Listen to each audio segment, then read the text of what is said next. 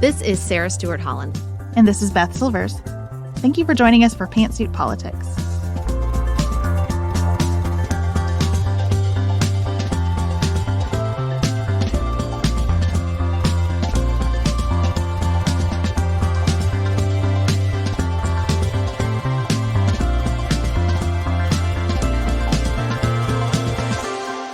Thank you so much for joining us at Pantsuit Politics, where we take a different approach to the news. Today, we are going to talk about an inflection point in history. We are all feeling the impact of the conflict in Israel and in Ukraine and the increasing danger that we all can see so clearly around the globe. We're going to talk about the inflection point with regards to the economy and that we seem to have entered an era of higher interest rate and what that means specifically when it comes to government debt and federal fiscal policy.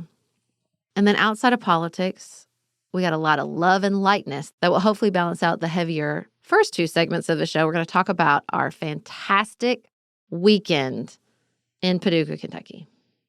I will save the gushing about our weekend for the Outside of Politics segment, but I would just like to say thank you to everyone who came. If you didn't make it, or if you would like to spend some more time with us, we are going to be in Hammond, Louisiana at Southeastern Louisiana University on November 9th. We will be the next day in Jackson, Mississippi with the Diabetes Coalition of Mississippi on November 10th. Both of those events are open to the public. You can get more information about them on our website and in the show notes today, and we would love to see you there.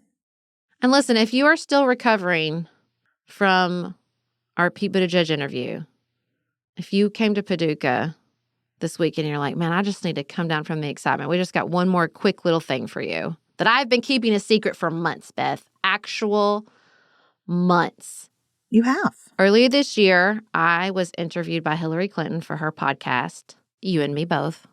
It was the most surreal day of my life, and I have 3 children. I spent an hour on Zoom with her.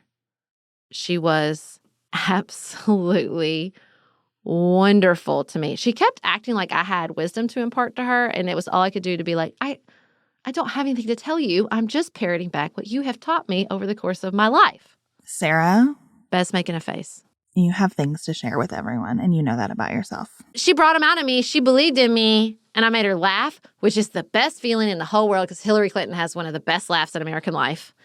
And that episode is airing on her podcast today, Tuesday, October 24th. So you should run over there and check it out. I'm not the only guest. I think there's a couple other guests. We're recording on Monday, so I haven't actually heard the edit yet. I hope it's good and I don't sound crazy. But I walked out of the Zoom and just burst into tears because I was so overwhelmed by the emotional experience of hanging out with Hillary Clinton on Zoom for an hour. I'm really happy that you got to do this, and I'm looking forward to hearing it.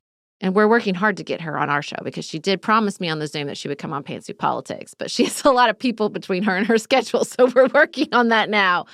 I think Pete and Hillary would make an excellent complement to each other, don't you? The former secretary is welcome here anytime. Anytime, day or night. Up next, we're going to talk about the heaviness we are all feeling about the very precarious nature of global politics right now.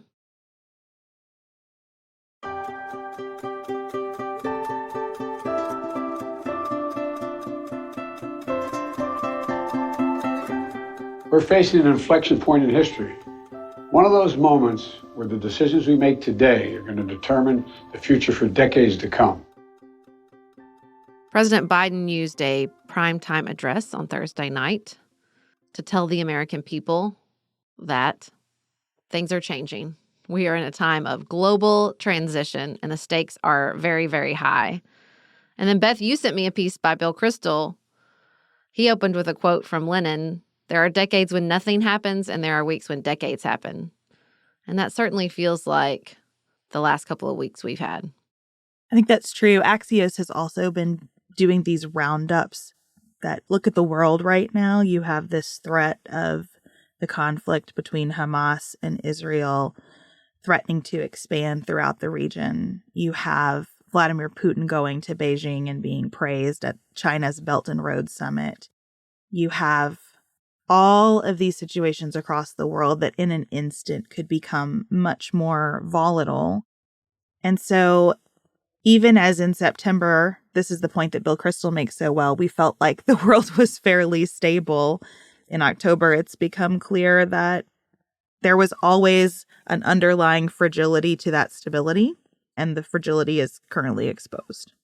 There's no stasis ever. And so you got to just capture those moments of rest knowing that they're not going to last. Because it was September. It felt like there were like slow news days. Things seemed so stable. And then in an instant, so many paradigms can not just shift, but be shattered. I think we'd come to this place where we thought the Middle East was not a primary area of concern for the United States or the globe. I think we talked about that, about the Biden administration's shifting focus with regards to foreign policy to China and the Indo-Pacific. And the thing is, like, that's still true. That does have to be an area of shifting focus. Like, they're all tied up together, these growing areas of concern. And how you know that this is a big moment where everything feels different is how often I'm hearing this from people in my everyday life who don't usually talk politics. I think people are scared. I think people feel like the world is getting scary. The world is getting dangerous.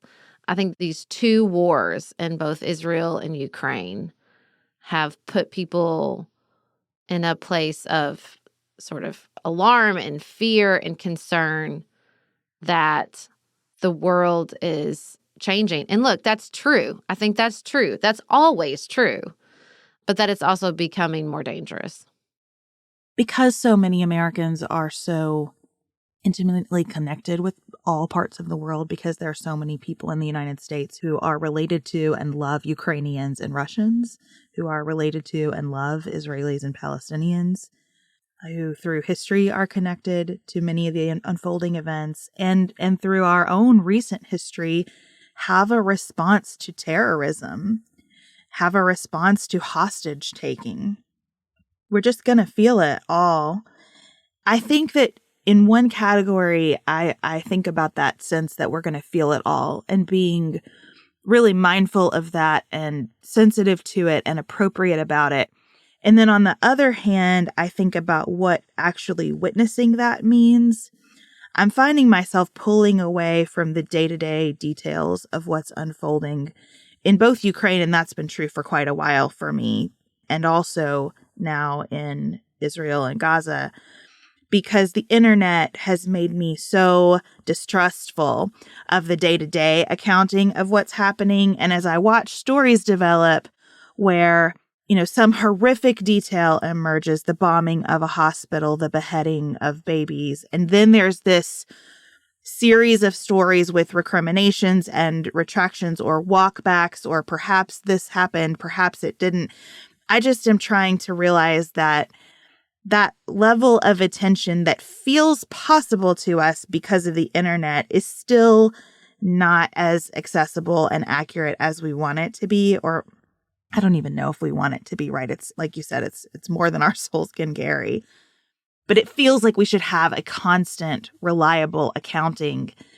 The phrase, the fog of war, has been around forever for a reason, though. And I'm just trying to realize, like, I can be present with the true and urgent and palpable emotions of people here in the United States because of their connections to those regions, without doing the constant scroll and trying to sort out myself what's true and not true on a daily basis.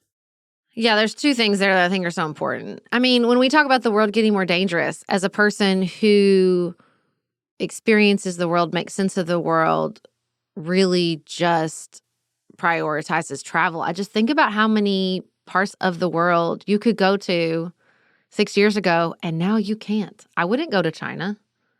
Definitely wouldn't go to Russia. Americans were traveling to Israel. That's how they got caught up in this. It's just like huge parts of the world that used to be accessible and now are too dangerous to go to.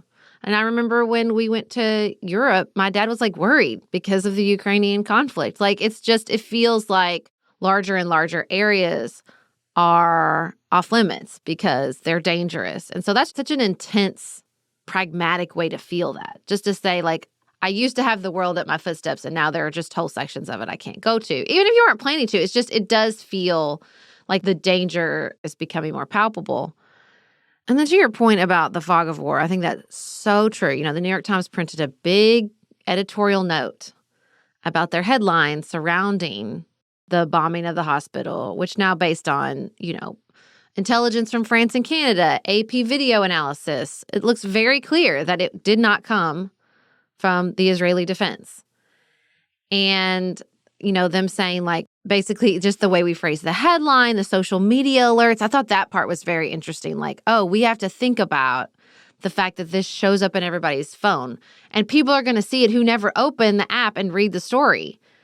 And so are you going to do another alert when you get an update? That's, I do not envy the people at the New York Times making those decisions. I am so grateful that here at Pantsuit Politics, we take a beat because we can, because it's so true. It's ever shifting. You just can't take it back. I appreciate their editorial note. I do not envy that decision making, but you can't take it back.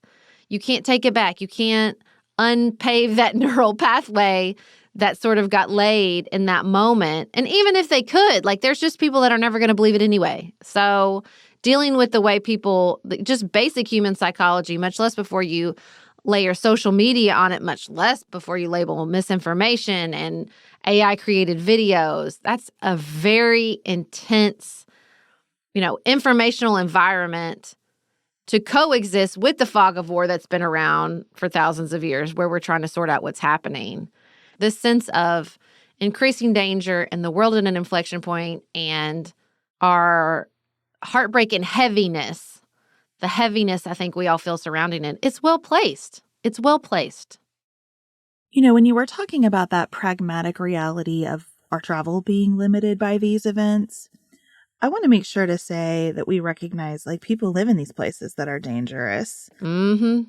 When you think to yourself, this part of the world is off limits to me, some of that is an acknowledgement that I cannot be helpful. And in fact, I can be harmful. You could still go, but your presence would not be helpful and could be harmful at these moments in history.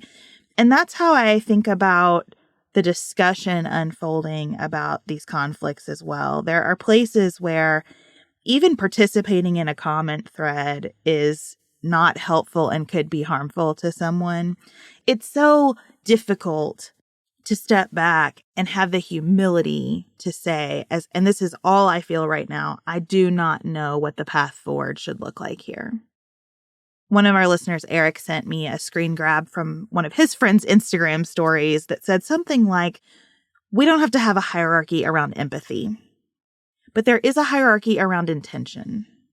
And I thought that was a really wise and succinct way to put what I've been wrestling with, that for me, of course, there is no hierarchy between the innocent lives lost on either side of a conflict. And there are policy decisions that have to be made by governments. And I want to compliment the administration again. Absolutely. I think the Biden administration is quietly doing a lot to balance those objectives. All of the reporting that I read this morning talked about how they have tried to buy time to negotiate aid getting in. And as you see these trucks going into Gaza, you know that while the response from Israel has been aggressive, it is not as aggressive as it might have been. And how President Biden has been trying to influence Netanyahu and the Israeli strategy to not repeat our mistakes from 9/11, to not be so enraged that you aren't thoughtful and strategic about your next steps. So this is terrible, and I think we are trying to integrate some lessons. I think American leadership is helping in a way, and it's helping in ways that as a citizen, I'm not privy to all of, I cannot contribute to. And I think it is a moment where I feel really convicted that the best I can do is sit back and support my government as it tries to act on this extremely precarious world stage. I couldn't agree more. Feeling a sense of trust and just capability and capacity towards our current administration is the best I could ask for right now. Just feeling like the people who are acting on my behalf, they work for us on the world stage at this inflection point in history, is the best I can do, is all I have to offer. And I trust those people. And that's given me Governor Andy during COVID vibes, right? You're just like, well, Aren't I grateful that the people making these impossibly hard decisions and taking in all this incredibly difficult information and trying to take the best next step they can are people that I think are thoughtful and smart, and I trust them. Does that mean I don't think they will make mistakes? No, it doesn't. I fully expect them to make mistakes. We cannot get all of this right. It's impossible. It's not available to us. There's not a right. Right. And that's even how I feel about the hospital story. Like, I keep thinking, like, on the Good Morning, should I go into Now We Know? But then I'm like, what? I'm celebrating that someone else sent a missile that killed a bunch of... No, that feels gross and weird, too, because there's no place to be righteous here. There just isn't. And people who act like there is, I don't find them trustworthy or authentic. I don't have a lot of room for righteousness right now. And I think that when there are growing threats, when there are increasing dangers, righteousness is not what you should be looking for. It's humility, it's vulnerability, it's empathy, and it's a cool-eyed understanding that right and righteous is not available to us. And I think that's really difficult. Now, in theory, Beth, during these inflection points of history, we could find leadership in not just the executive branch of government, but also the legislative branch of government, which also seems to be going through some sort of inflection point in history over at the House of Representatives, where we still don't have a Speaker of the House. But don't worry, nine candidates are hoping to unite the Republican caucus. Are you feeling hopeful? Not particularly. The split screen is tough, where It's tough. I see the administration, I think, proceeding with a lot of diligence and an attempt to learn the lessons of history. And just do their job. And do their jobs the best that they can when the options are terrible. Mm-hmm. And I know that not everybody feels that way. Before I pivot to Congress, I do want to acknowledge not everybody feels that way. There are people who think that none of these awful things in the world would be happening if people were more afraid of the American president. That is not how I perceive the world. No, that is not my understanding of the climate that has led to these events. But I understand that not everyone feels this way. And that's tough. That's tough to take in. So you have that, the executive on one side of the ledger. And then when you look at the Republican conference and the cycle of decision making, not just the ouster of Kevin McCarthy, but then every subsequent decision of the conference that doesn't seem to be integrating the lessons of the past, that we come out of this really embarrassing moment where Jim Jordan gets nominated at all, and then he and his team use these strong-arm tactics that fail and fail and fail, that in a closed-door meeting with a secret ballot, the conference says to him, we don't want you to continue to be our nominee for speaker. And on the next iteration, 9 people jump in to take over. It's hard to see where anyone believes this could go. Every press story I read about it, someone is saying, like, Jesus Christ couldn't get 217 votes from our conference. So splitting it up 9 ways makes sense. I don't know, guys. I hope that by the time this episode lands in your feed, some clarity has emerged. I really struggle to see how that happens. Yeah. On Patreon, one of our listeners, Leanne, said, are they actually a majority? And you know what? I think that's a very valid question. Is this a majority? Nate Cohn had some really good analysis of like who was sticking with Jordan through all 3 votes. Sort of by his count, there's about 40% of the conference that is just the hard right wing, which is a higher number than I wish it was. They're a loose coalition at this point. They don't have a leader. They don't have a speaker. They're not going to rally around one of these 9. I seriously doubt the efforts to get a unity pledge where whoever wins the conference vote, we're all going to support on the floor gets going. And like in theory, I feel, oh, well, that's a good idea. And then I think, no, that means Jim Jordan would be Speaker of the House. That's a terrible idea. Again, I don't know what they should do. They don't know what they should do, which is a problem because decision-making and knowing what to do is their whole entire job. So I I sincerely do not know what's going to happen. I don't think they're going to be able to elect a Speaker of the House. And so right now I'm thinking, okay, well, does that mean they're just going to go back to Kevin McCarthy? Is that where we're going to end up? I don't know. Whenever I'm struggling to make a decision, I try to go back to first principles. Like, what do I absolutely know about this decision that has to be made? And I think it would be helpful to think really clearly about the role of the Speaker of the House. That 40% that is really strongly behind Jim Jordan, I think views the speakership as they view everything in the party right now. That we need a fighter, that we need a cult of personality, that we need somebody that our people love. When I hear somebody like Nancy Mace walking around, I keep harping on Nancy Mace, but I just feel really disappointed. She deserves it. Don't apologize. But when I hear her saying, well, like, our voters want Jim Jordan, respectfully, doesn't matter who your voters want for Speaker of the House. It's not that kind of position. It's so true. This position is about how the body functions. It is a lot like a chief operating officer for the House of Representatives. This person not only has to get votes to the floor, they have to deal with the security of the chamber. They have to deal with budgets and supplies. I mean, it's a job. Well, and they don't have to be a member of the House. They don't actually have to be elected. That's a pretty good indicator this is not about your constituents' wishes. Right. And I'm not trying to be ugly or dismissive of voters in a democratic republic. But this position has a job description that's hard to fill under the best circumstances. And so if cooler heads are to prevail, I would just like to suggest a Google slide with the responsibilities of the speaker to kick off the next meeting for people to really get real about what they're trying to select. And the other thing that I think it's important to get real about is that we see over and over again these tactics of bringing everything to a pause, whether it is shutting down the government over a budget or bringing us to the brink on the debt ceiling, and now 20 days without a speaker so that the House can even function. And for what? The track record here is they get nothing from it.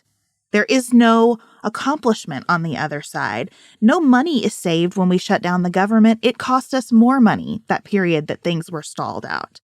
This is not a tactic to negotiate some incredible piece of legislation that's going to benefit the American people. Right. There are costs to this period where nothing is happening. How many times are we just going to keep doing the same thing over and over when, again, it's not helpful and it causes harm?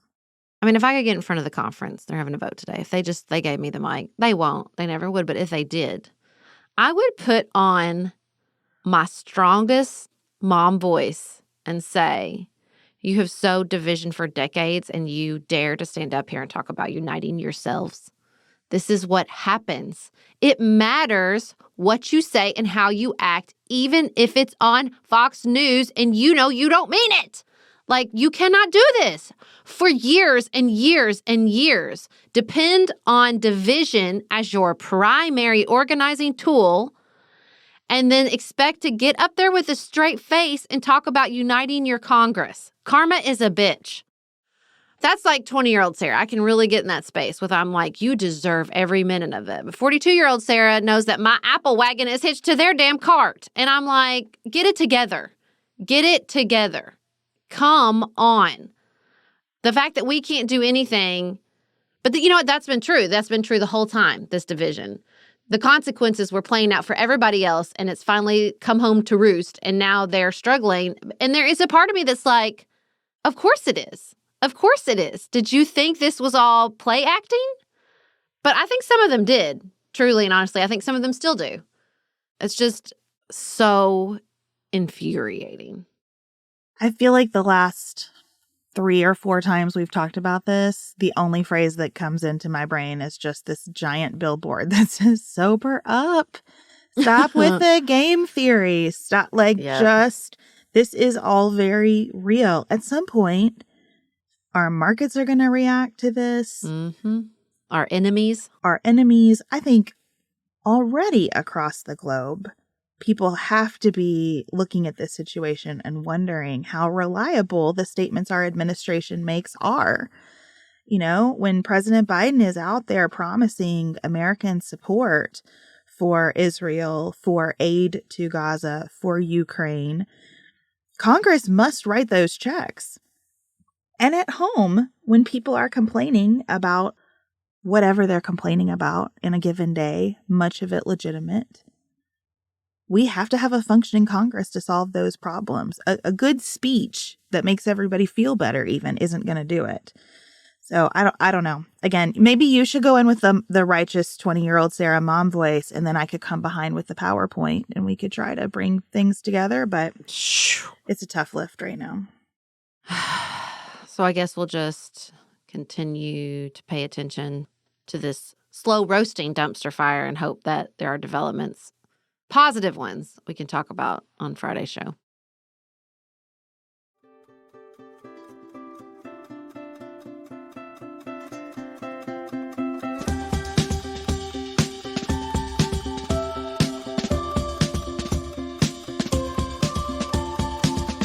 Beth, one of my least favorite phrases in American politics is, well, I'm a fiscal conservative. I hate it. I think it's ridiculous. Everyone's a fiscal conservative. Even people who are in favor of spending think that it's an investment that ultimately saves Americans money. So I just think it's a phrase that doesn't mean much. Even when people say it, I think with the undercurrent of saying, like, that's why they vote Republican. Republicans have not been fiscally conservative for like a long time. It is not fiscally conservative to cut taxes. So it's very frustrating for me. And I think with this new inflection point in history, which is rising interest rates, maybe it can either take on its actual meaning or we can all stop using it. What do you think its actual meaning is? What do I think its actual meaning is with low interest rates or high interest rates? In low interest rates, it means nothing because you can either cut taxes from the right, you can spend on the left, and because of lower interest rates, there's not a lot of impact for that, you know? But with high interest rates, when the cost of borrowing for everybody, whether it's a house or you're the federal government, is going up, then it's got to mean raising taxes or cutting spending, for real. Not discretionary spending that we all get to fight about during the budget process. Mandatory spending, hard choices. Being fiscally conservative in your own home or in the federal government involves a lot of unpopular choices. And so I think that's what it means, and that's almost never what happens. So maybe it would be useful to think about what is fiscally responsible versus fiscally conservative. I'm fine with that. And maybe it would be useful as we talk about the economy to talk about the trade-offs that we are willing to tolerate. I think a lot about this great advice that Kelly Harp, our friend, gave us about being a small business owner. She said to us, you are always going to have problems. You want to be in a position to choose your problems, to have the best problems available. I will paraphrase it as. And I think that's true in the economy. So as we go into this conversation and we talk about rising interest rates, I think it's important that we remember that rising interest rates are a choice that we have made. Right. We have picked that problem over the problem of inflation. And we choose that problem alongside the choice to try to stabilize prices instead of lowering them. Because higher prices that are stabilized is still a problem for people. It's hard that prices are higher. It's a better problem than deflation. Right. Which is what we kind of want, right? We would all like the prices to just come back down, but we wouldn't all like that because that leads to a new crop of problems. Layoffs, unemployment. Yes. If we could just get more precise about the problems we would choose if we were in charge and what seems responsible to us, I think that might give us more clarity than staying in a 1980s prism as we identify what we think about monetary policy. So let's talk about this problem that we've chosen. We all know central banks around the world have been raising interest rates to fight inflation. There was too much money out there, so they made it harder to borrow it. Well, governments also borrow money. The United States federal government borrows money by issuing government bonds. And the yields on those bonds, how much they pay when you cash them in and say, okay, I want my money back with the interest because I loaned you that money, rises and falls with interest rates, just like mortgage rates. And that means we might pay more for mortgage interest. That also means the U.S. government will pay more on its debt. And for a long time, we had what they call an inverted yield. Stay with us. I know. I hear inverted yield and my brain goes, oh, bye-bye. Stay with us. Because short-term borrowing paid more because people were counting on interest rates continuing to drop. So they're like, I'll loan the government money for just a little bit of time because I don't want to loan the government money for too long of a period of time because interest rates will drop and I'll even make less money. Well, that's not true anymore. Now, with the interest rates rising, now a long-term bond is worth money. That's going to pay more interest because they're betting that the interest rates will go up, which has not been true for nigh on decades. So what that means is paying off our debts is getting more and more expensive for the United States federal government. Two terms, we've talked about this before, but I want to revisit again as we walk through this conversation. The debt and the deficit are different. We have the debt, which is the cumulative borrowing that we are paying interest on. And we have the deficit, which is the amount each fiscal year by which our expenditures exceed our revenue.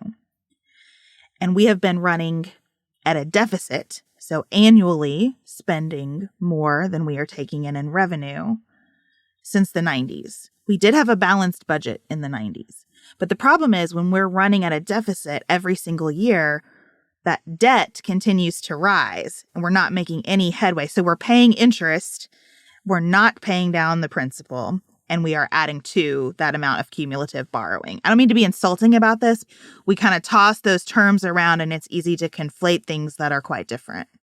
And so as we enter this period of transition, where I do think higher interest rates are here to stay for a little while. Please don't ask me to define little while because I don't know how long a little while is.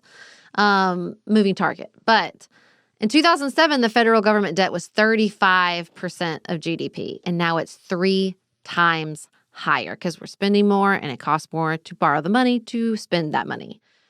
And so the solutions to this problem that we have chosen are very difficult. Now, I am happy to let the Trump tax cuts expire in 2025.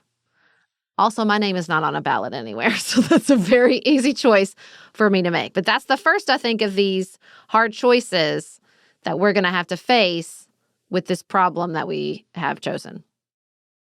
I don't think there's any question that we make no progress around the debt, for sure, without increasing taxes. The Daily from the New York Times had an excellent episode this Monday morning as we're sitting down to record about the fact that we have a revenue problem. And we have a revenue problem in addition to the Trump tax cuts. It is not only that we cut taxes, it's also that for a variety of reasons, including things like filing deadlines being extended because of natural disasters, we just had less money than expected come into the U.S. Treasury this year. So revenue has got to be part of the answer. Expenditures has to be part of the answer too. And as we have discussed around these budget conversations, it is really not possible to address expenditures through the annual appropriations process in a meaningful way. It is the mandatory spending side, the Social Security, Medicare, Medicaid, that spending that Congress has already authorized that we're going to have to deal with because that is what drives that annual deficit. And that annual deficit is driving our debt. And military spending in an increasingly dangerous world, which we just talked about 15 minutes ago. Again, impossible choices. Impossible choices. But even that, even if you look at what we have spent on Ukraine so far, it is a drop in the bucket. Drop in the bucket. We could save every dollar of that and not make a dent. Yeah. It sounds good to talk about military spending alongside mandatory spending because it sucks to think about changing up mandatory spending. And it is, again, not the conversation. You know, you hear voters saying, well, we should address our problems at home instead of spending all this money overseas.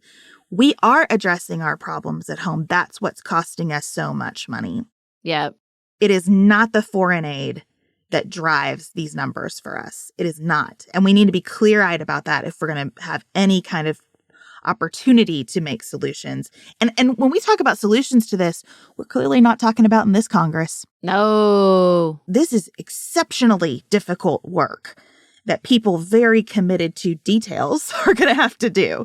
And we don't have that Congress today. But down the road, this is going to be an issue. And I think that's why it's important to talk about today, because we got to vote for those people. And we are still voting in a mindset that is dated as to what these problems actually represent. Yeah, I mean, we had a conversation about the aging population and the demographics. Those come to play when we're talking about Social Security and Medicare. Social Security and Medicare were at play with regards to the debt before the baby boomers started getting old, just for the record. And so now that we have this aging demographic, it's just going to become untenable. You know, my husband and I were talking about the chaos with the Republican caucus. And we were saying, like, I guess I just want to be in the minority. And I was like, well, if the Democrats get all three branches, next time we need to get to work. I want the filibuster gone. I want the tax cuts to expire. I want us to show up and say, okay, guys, we're the adults in the room, and this is the stuff we have to do right now. Especially if Joe Biden is reelected to a second term at 80 years old. Like, let's go. Let's go. It's time to do some hard things. Let's do this. And they're going to be very, very hard things that will be deeply unpopular. Unpopular. So I'm going to go back to the book that I'm obsessed with that I keep mentioning about health insurance. We've Got You Covered. I started to trust the economist who wrote this book when one of their early chapters was called It's a Teardown. They say our healthcare system is not reformable. It must be completely dismantled and rebuilt.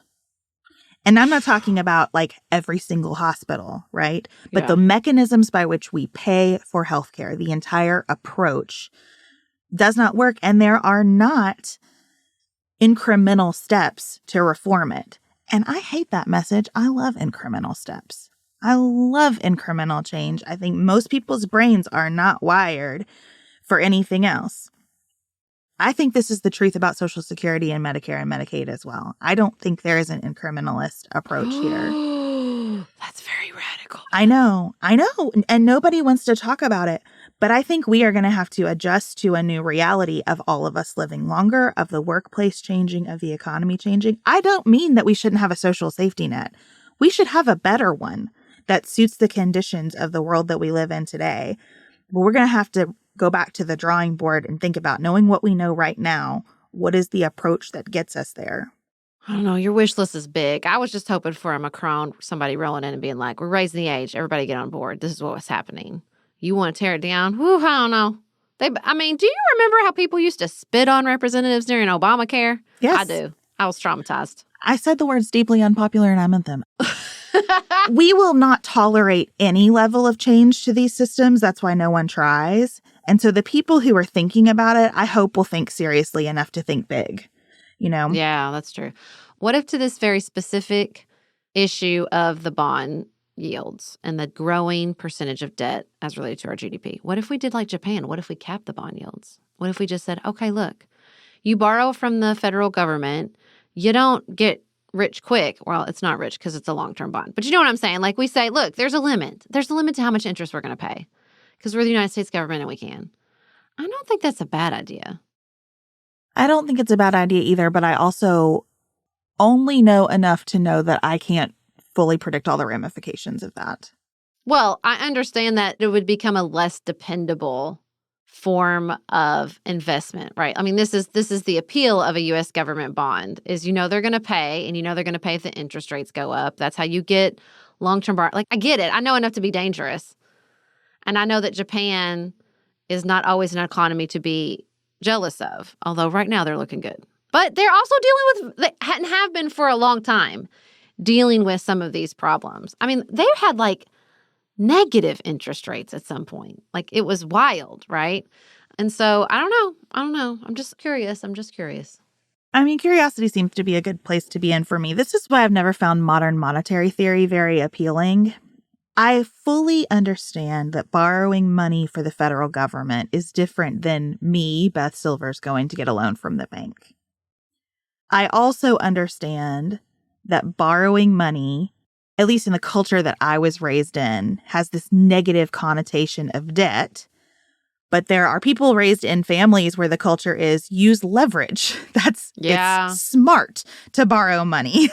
And some combination of those attitudes is important, right? It's kind of like the spending and revenue side. This is why we need at least two really healthy political parties, because no one has a lock on how this all works. And there is an element of trial and error and pick your problem and all of that. But the idea that because it's the government, it can just do whatever it wants and it will work out somehow has never made a lot of sense to me, because we aren't just talking about money ever. We're also talking about war and peace and political stability and the word of the United States across the world. All these things are so related that when I hear something like, well, let's cap our bond yields, that has intuitive appeal to me. I just know that it also would have externalities that I'm not aware of sitting here today.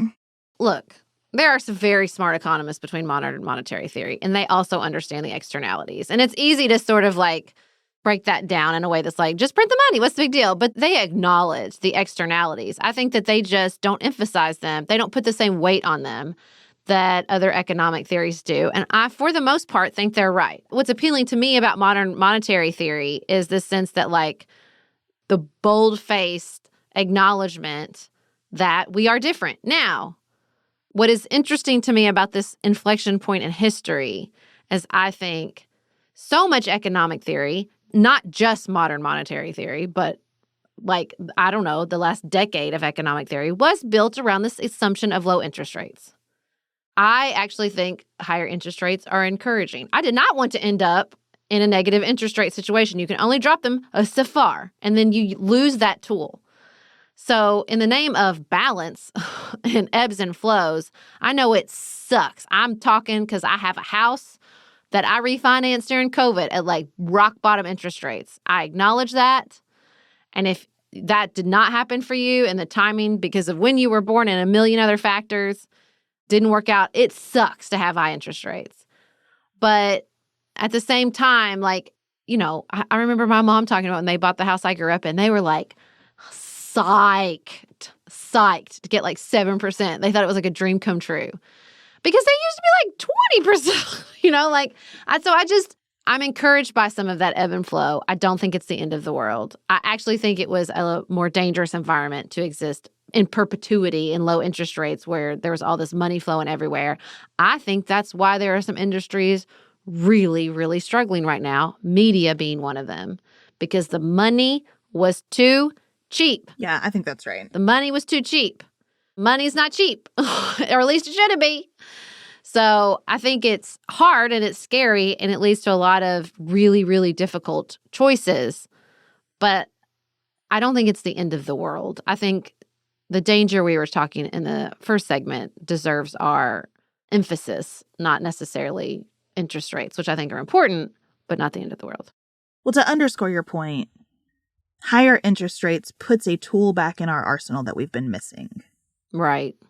Because we had such cheap money, such low interest rates for so long, which everyone knew was a bad idea, that we kept our interest rates low during periods of relative economic prosperity and stability. Then when COVID came around, we did not have the tool of lowering interest rates to help us through that. And so we are restoring a tool to our arsenal during this period in which we do seem to have achieved a fragile, precarious, bizarre level of economic stability. Doesn't feel good, but it's okay. And this is a time to put some building blocks in place. And that's why, you know, you would hope it would be a time when we could start addressing deficit, at least, and perhaps debt or a plan for debt. But we got to have a functioning Congress to get to that. Well, there's no stasis, even in the chaos. So again, sending out the same prayer I sent at the end of the first segment. Maybe by the time we talk on Friday or next Tuesday, or even the Friday after that, I'm willing to build in some sort of rolling deadline. We will have a Speaker of the House, and we can have more difficult conversations about this new era of higher interest rates.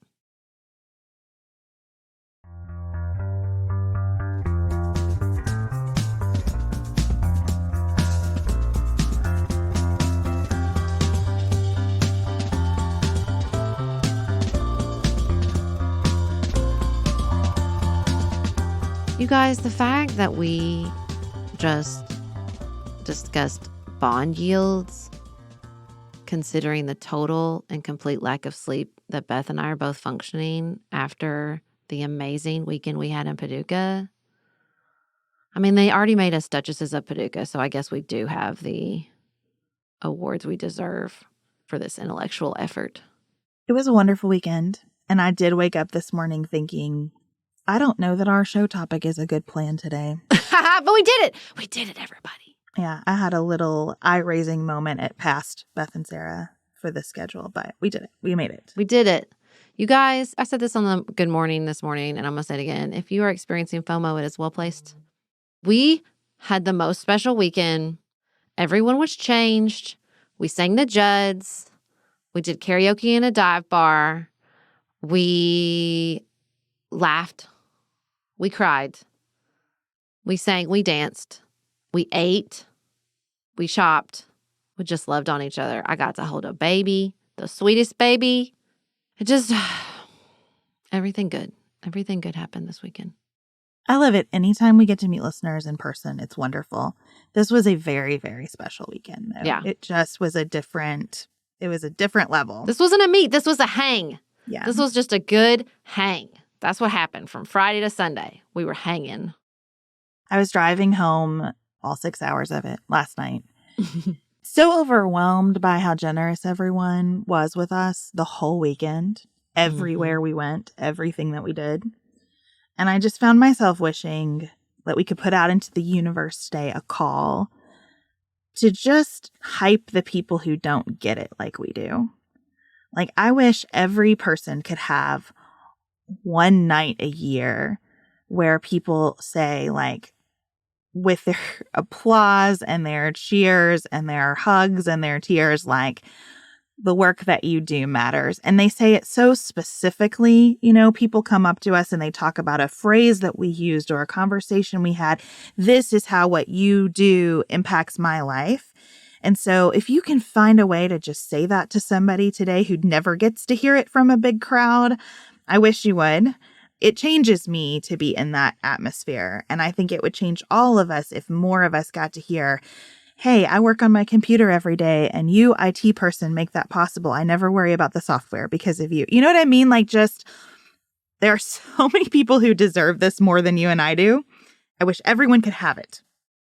Last night I was journaling, just doing a little journaling, thinking about this and why it's so hard to hold. And I just think we're in a tough spot because, you know, I tell myself, just like what you said, like, oh, but our job is so easy. We just sit in this closet. We get to talk to our friends. And I'm like, I'm going to stop talking like that. No, that's not. I don't mean that. I think there's a part of me that wants to articulate it like that. But when I articulate it like that, it's hard to hold what our listeners say to us. And so I'm trying to find the balance between acknowledging, yeah, this is a great freaking gig. And also, it is intense to get on in a moment after Israel and talk about it and keep it together and to offer this conversation to our community. And so I have to feel that too, so I can feel what they bring back to us. You know, I told them, when people say to us, like, you got me through, and you think that we are the source of sturdiness, it's the other way around. Like, you are the source of our sturdiness. Like, there is an energetic flow here,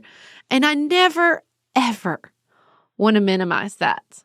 And I never want to take it for granted. And so to have this moment in person with so many of you, being able to hug and cry together and say, like, we've been through it. We are here supporting each other and learning more about ourselves and the world and investing more in ourselves and the world. You guys, I just took my friend Lacey up on stage for about 5 minutes or less just to say, hey, she runs Paducah Cooperative Ministries. If you'd like to give back while you're here this weekend, and y'all donated over $1,000 with a QR code on a slide that was up there for about 2 minutes. And I'm just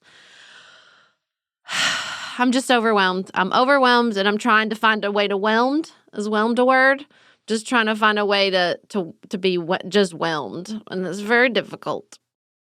Yeah, I think in addition to wishing, I have a bunch of wishes coming out of the weekend, right? So I wish for all of us to go spread this now to other people, this sort of love and affection and specificity in our appreciation for other people. Specificity is the key to good appreciation. 100%. I also wish for every person who listens to every episode of this podcast, the non-casual listener, right? The committed listener, I wish for every one of you to get to come to a weekend like this at some point and meet the other people who are listening with you. Because watching people become fast friends, and today watching them tag each other and just seeing, oh, they're already connected. You know what I mean? They already have plans for the future. Like, that is special. A phenomenal experience and such a gift and a blessing. And I want that for everybody. And if you are a casual listener, I just invite you to consider increasing. Lean in. Yeah, increasing your time. Not with us necessarily, but with these people. It's a mind-blowingly talented, smart, funny, generous community of people. Yeah, the word I just keep using is special. It was just very, very special. And I think this community is special. And I think the work we do here is special. And being with this community during these difficult moments, during moments of inflection, during times when the world seems like a dangerous place is everything. It's everything. And so to have time to feel that, to acknowledge that, to share that with listeners in person in Paducah was the absolute biggest gift. So thank you to every single one of you who came. Thank you to all the people who helped us make it happen. Thank you to Elise and Maggie who worked their buns off. Yes, we cannot say enough about Elise and Maggie. That this weekend happened when we are a team of 4. 4 people. It's just 4 of us, guys. And the 2 of us are mostly just following the news of it all and making the shows. Learning about bond yields. Right. So the level of work that Elise and Maggie do, the intention and spirit with which they do it, the professionalism that everyone who interacts with them witnesses is just unmatched. They are at the absolute top of this field, and we are so lucky to have them. So again, thank you. Thank you to everybody who came. And thank you for all of you who listen and are a part of this community, both on Patreon and Apple, in our DMs on Instagram, and the Gathering Place on Discord. It's just the absolute best place on the internet. I truly believe that. We will be back in your ears on Friday. Until then, we're all going to close our eyes and manifest that you're listening to us on Friday. Everybody this will work. Everybody just close your eyes and you're going to manifest me and Beth on Friday going, well, see, look, it worked. We have a new Speaker of the House. This community is powerful. We learned that this weekend. We maybe could manifest that. Okay. Throw in some calls to your representatives while you're at it. Couldn't hurt. Couldn't hurt. Until then, keep it nuanced, y'all.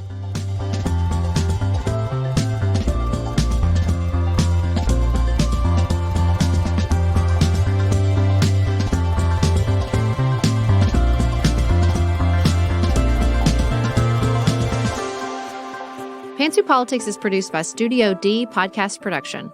Elise Knapp is our managing director. Maggie Penton is our director of community engagement. Xander Singh is the composer of our theme music with inspiration from original work by Dante Lima. Our show is listener supported.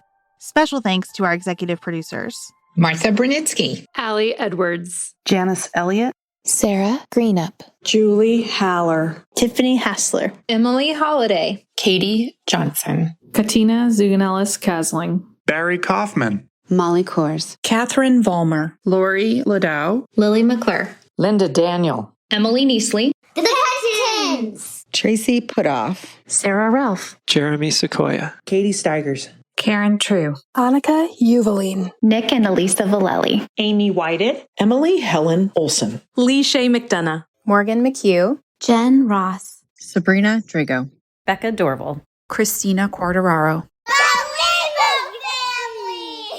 Jeff Davis, Melinda Johnston, Michelle Wood, Nicole Berkless, Paula Bremer, and Tim Miller.